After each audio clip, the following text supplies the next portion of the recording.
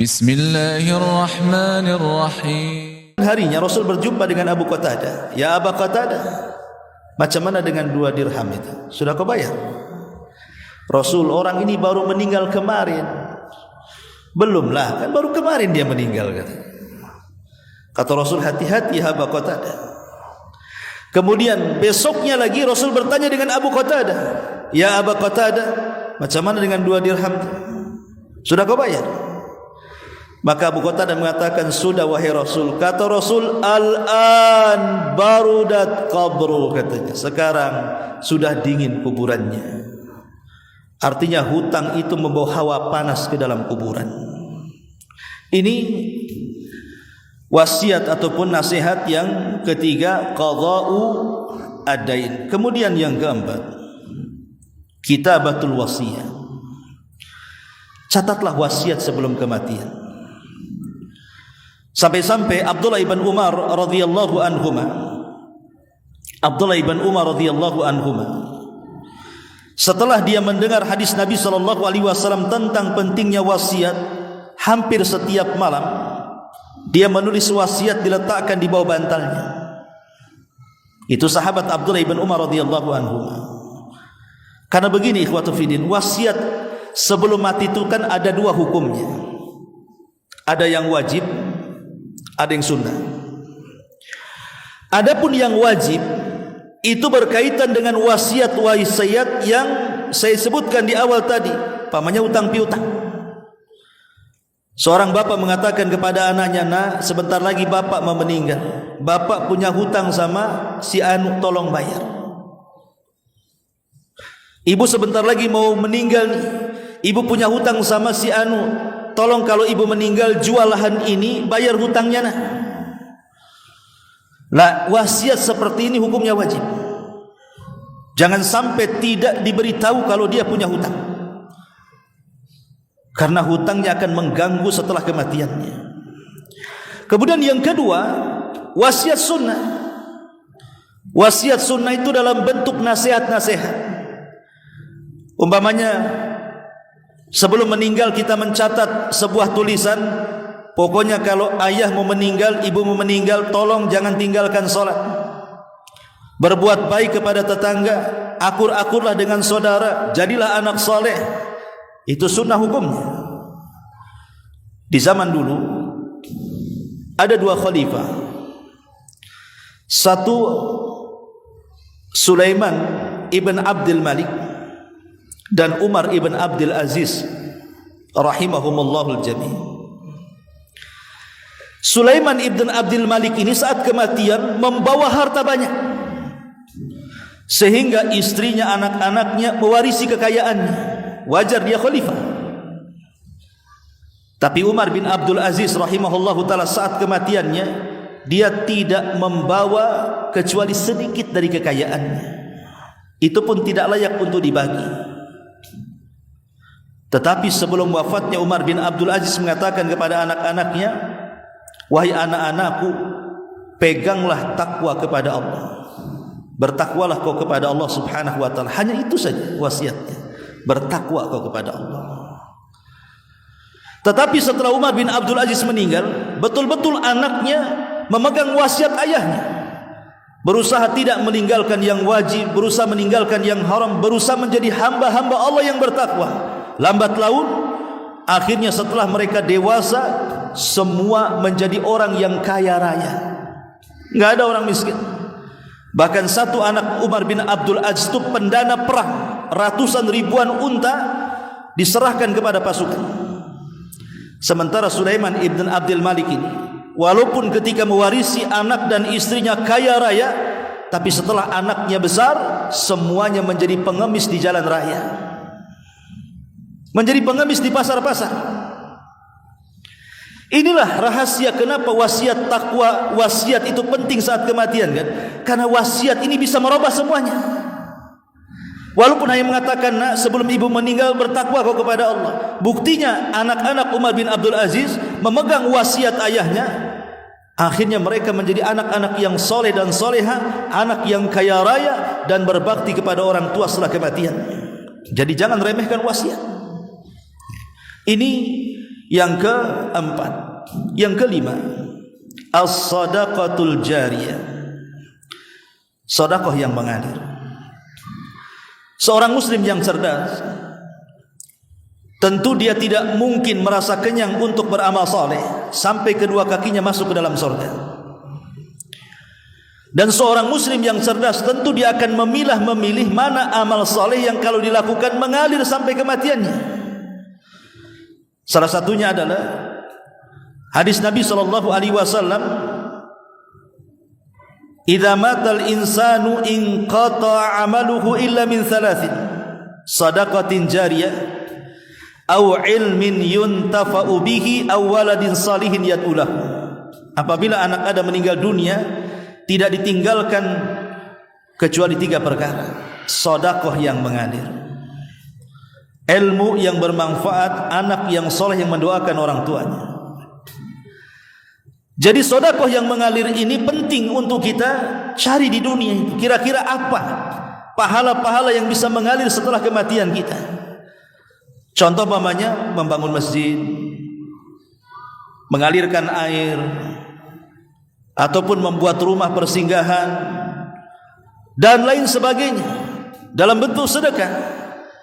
Maka itu sangat bermanfaat sebelum kematian. Dan yang terakhir tentunya berhusnudzon kepada Allah, berbaik sangka dengan Allah. Karena khusus yang terakhir ini penting.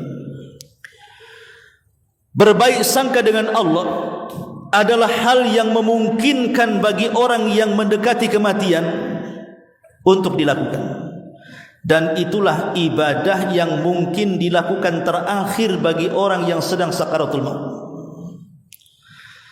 Orang dekat dengan kematian itu tidak mungkin dia sholat. Macam mana dia sholat? Dia berbaring. Dah susah untuk sholat, susah untuk berpuasa, apalagi sampai umroh dan haji, apalagi membaca Quran dan zikir. Terkadang ditalkin la ilaha illallah saja tidak bisa mengucapkannya. Macam mana suruh zikir baca Quran pula? Sehingga ketika tidak memungkinkan ibadah-ibadah itu untuk dijadikan bekal terakhir sebelum kematiannya, ada satu ibadah dan itu bisa menyelamatkan dia. Ibadah itulah husnudzon billah, berbaik sangka dengan Allah sebelum kematian. Makanya disunahkan kalau kita sedang takziah, ada nih orang sakit parah nih,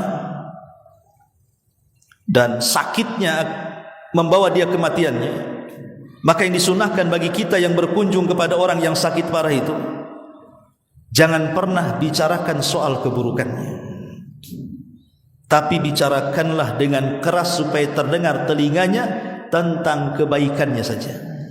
Itu sunnah hukumnya. Kalau kita ziarah orang sakit, jangan sentil keburukan sedikit pun di telinganya, tapi bicarakan kebaikannya, walaupun dia orang jahat sekalipun. Kalau dia punya kebaikan, ulang-ulanglah kebaikan itu yang kita sebut-sebutkan. Boleh jadi mungkin dia orang jahat, tapi pernah menolong kita umpamanya. Kemudian kita takziah ke rumahnya, sudah itu saja. Aduh, kamu ini cepatlah sembuh, kamu ini orang baik, pernah menolong saya, padahal gebukin orangnya lebih banyak.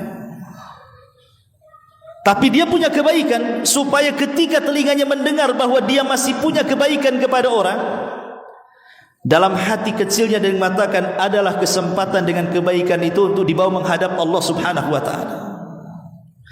Tapi kalau yang diceritakan itu keburukan, cepatlah sembuh supaya dugem lagi kita, supaya mabok lagi kita, supaya kita maksiat lagi, maka telinga yang merekamnya, karena ketika itu kan terbatas, otaknya tidak bisa berpikir, sehingga yang dicerna, yang didengar itulah, sehingga akhirnya kepalanya penuh dengan maksiat. Dalam hati kecilnya, wah neraka. Dari situ akhirnya dia putus asa. Putus asa itulah jangan sampai mengakhiri kehidupannya, karena putus asa itulah yang menghalangi manusia dari tobat. Sementara berbaik sangka itulah yang menimbulkan manusia untuk tobat. Makanya kenapa husnudzon, berbaik sangka dengan Allah saat kematian itu sangat penting. Kata ulama akidah, makanya ada bab ibadah hati itu kan ada 3. Perasaan cinta yang dipupuk, perasaan takut, dan perasaan harap. Saat kita sehat, harusnya yang dibesarkan itu perasaan takut dibandingkan harap, supaya kita berhati-hati dalam melangkahkan kaki. Tapi saat sakit parah, kata ulama mengatakan, besarkan harapan, kecilkan perasaan takut. Harapan masih bisa masuk surga karena masih ada kebaikan. Harapan masih diampuni oleh Allah karena masih punya kebajikan. Maka itulah yang membawa manusia kepada berhusnudzon, berbaik sangka dengan Allah.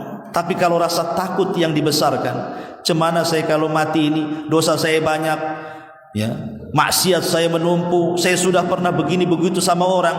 Akhirnya dia putus asa, setan datang, seolah-olah dia tidak diampuni dosanya, kemudian mati tidak sempat tobat dan mati di atas keputusasaan. Ini yang bahaya, karena putus asa itu lebih besar dosanya dibandingkan dosanya sendiri. Contoh umpamanya, dari mulai lahir sampai kemudian dia besar, maksiatnya tidak berhenti, macam-macam maksiat dia lakukan. Kemudian dia sakit, dan dengan sakitnya menjelang kematian, putus asa dia, karena terlampau banyak dosa yang dilakukannya. Putus asa, tidak mungkinlah Allah mengampuni saya. Ulama mengatakan putus asa itu lebih besar dosanya dibandingkan seumur hidup dia berbuat dosa. Kenapa?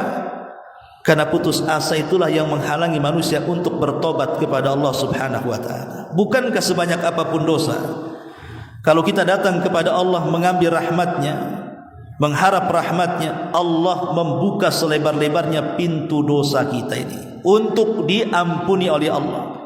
Dulu ada seorang sahabat namanya Usairik. Saat Nabi SAW mengutus Mus'ab ibn Umair berdakwah ke kota Madinah, dia berhasil mengislamkan 2 kepala besar.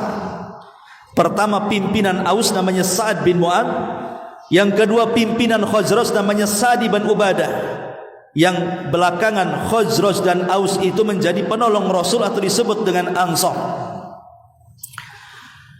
Sa'ad bin Mu'ad, pemimpin Aus ini, setelah dia masuk Islam, tertarik dengan Islam, dia datang kepada kabilahnya dan mengatakan, masuklah kalian ke dalam Islam.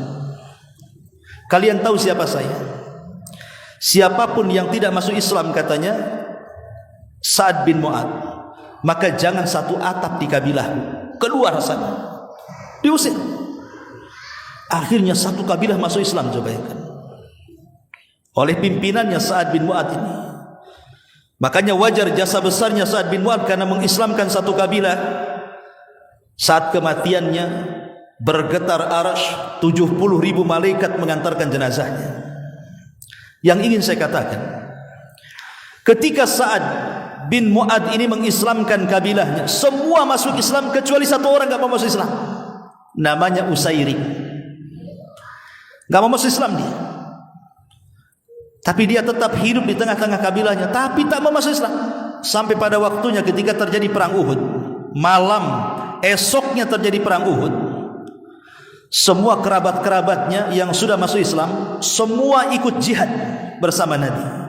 Dia ditinggal sendirian di kabilahnya. Kemudian dia datang kepada Rasul, ya Rasulullah, izinkan aku terlibat dalam perang walaupun aku tidak seakidah dengan kamu. Saya hanya ingin menolong kerabat saya. Masa kerabat saya berangkat saya tidak? Kata Rasul, tidak bisa, kau kafir. Kalau kau ingin jihad, masuk ke dalam Islam. Awalnya dia tidak mau, tapi karena itu syarat harus masuk peperangan, dia harus satu akidah dengan Rasul dan para sahabat. Akhirnya dia pun terbuka hatinya, dia mengucapkan asyhadu an la ilaha illallah wa asyhadu anna Muhammadar Rasulullah. Masuk dalam peperangan, mati syahid dia. Abu Hurairah radhiyallahu anhu ketika mendengar kematian Usairik, dia kumpulkan semua sahabat-sahabat Nabi. Kata Abu Hurairah, tahukah kalian siapa sahabat yang tidak pernah sujud satu kali tapi masuk surga dan Allah tempatkan di surga yang paling tinggi? Kata sahabat, mana mungkin wahai Abu Hurairah. Kata Abu Hurairah, mungkin. Kemudian sahabat mengatakan, siapa dia? Kata Abu Hurairah, mau aku beritahu? Kata sahabat, iya. Kata Abu Hurairah, itulah Usairim. Enggak pernah sujud, dia orang kafir. Dia masuk Islam saat jihad, kemudian dia mati syahid. Kapan dia sujudnya? Kapan dia salatnya? Kapan dia puasanya? Setelah dia bersyahadat langsung mati. Tapi itulah terkadang amalan itu ditentukan akhirnya, bukan awalnya. Makanya tukang-tukang sihir di zaman Nabi Musa, di pagi hari di waktu duha, mereka dengan gagahnya menentang Nabi Musa, melawan Nabi Musa, berperang dengan Nabi Musa. Tapi di siang hari mereka kalah, Nabi Musa menang. Kemudian di sore hari mereka tobat, mengikuti agama Nabi Musa alaihi salatu wassalam. Kemudian tukang-tukang sihir Fir'aun dibunuh oleh Fir'aun semuanya karena berkhianat kepada Fir'aun dan mengikuti Musa. Kata Abdullah ibn Abbas radhiyallahu anhuma, lihat tukang-tukang sihir itu di pagi hari saharatun fajara, mereka tukang sihir yang jahat. Tapi di sore hari mereka adalah syuhadaun barara, menjadi para syuhada, orang-orang yang mati syahid dengan baik karena dibunuh oleh Fir'aun laknatullah. Terkadang kematian itu ditentukan oleh akhirnya. Itulah kenapa Rasul mengatakan innamal a'mal bi khawatimiha, amal itu ditentukan akhirnya. Lah, ketentuan akhir itu ditentukan dengan husnudzan, baiknya sangka kita kepada Allah Subhanahu wa taala. Maka akhiri hidup kita dengan baik sangka, jangan akhiri hidup kita dengan berburuk sangka yang mengakibatkan keputusasaan, karena itulah yang menghalangi tobat kita kepada Allah Subhanahu wa taala. Inilah di antara 6 bekal yang disebutkan para ulama persiapan menuju kematian. Subhanakallah bihamdika asyhadu an la ilaha illa anta astaghfiruka wa atubu ilaik. Allahu ta'ala. Assalamualaikum warahmatullahi wabarakatuh.